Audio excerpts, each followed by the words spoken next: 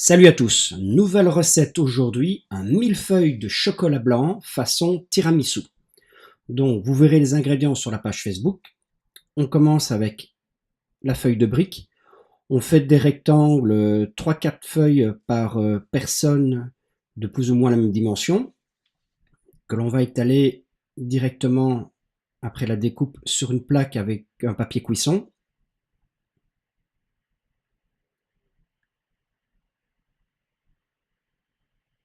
Comme ceci. On y ajoute au pinceau un peu de beurre clarifié pour la cuisson et avant d'enfourner, on va y mettre du sucre impalpable avec un petit tamis de cette manière-ci.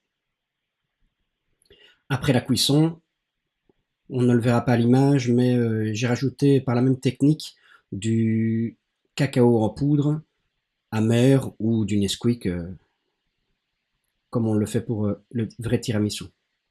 Donc, dans mon cul de poule, la crème fraîche avec le sucre vanillé et le sucre impalpable. Je bats en petites chantilly avant d'y incorporer le mascarpone et le ruban que je suis en train de faire là au fouet, donc jaune d'œuf et sucre.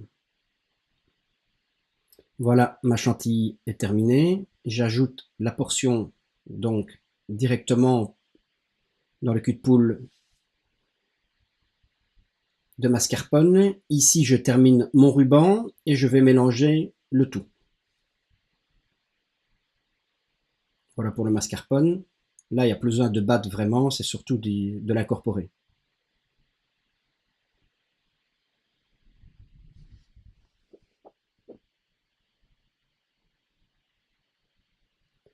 Voilà, comme je vous le disais, donc le ruban est dans ma préparation et j'y ajoute le chocolat blanc que j'ai fait fondre tout à l'heure au bain-marie et où j'ai incorporé une feuille de gélatine. Une feuille de gélatine pour éviter de prendre des risques et être certain que la mousse prenne après 3-4 heures au frais. Moi ici, pendant le tournage, je n'ai pas le temps de mettre la préparation pendant 4 heures, donc je vais faire ma présentation comme ceci, mais vous laissez-la 3-4 heures, voire toute une nuit au frais. Donc je mets une petite couche directement sur l'assiette, une première feuille de brique, vous voyez qu'elles sont brunes parce que j'y ai ajouté le cacao en poudre.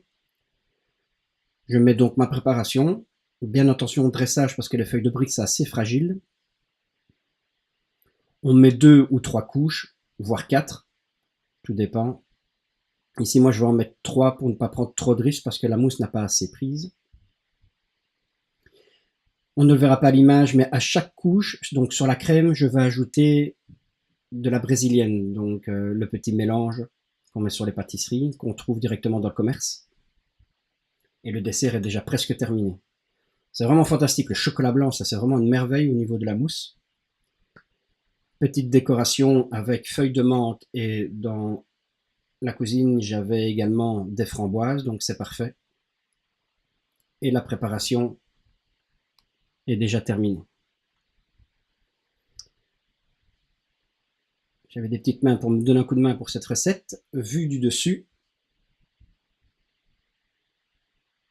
on laisse au frais jusqu'au temps du dessert. Les proportions et toute la recette sur la page Facebook. Vous êtes des chefs, à bientôt.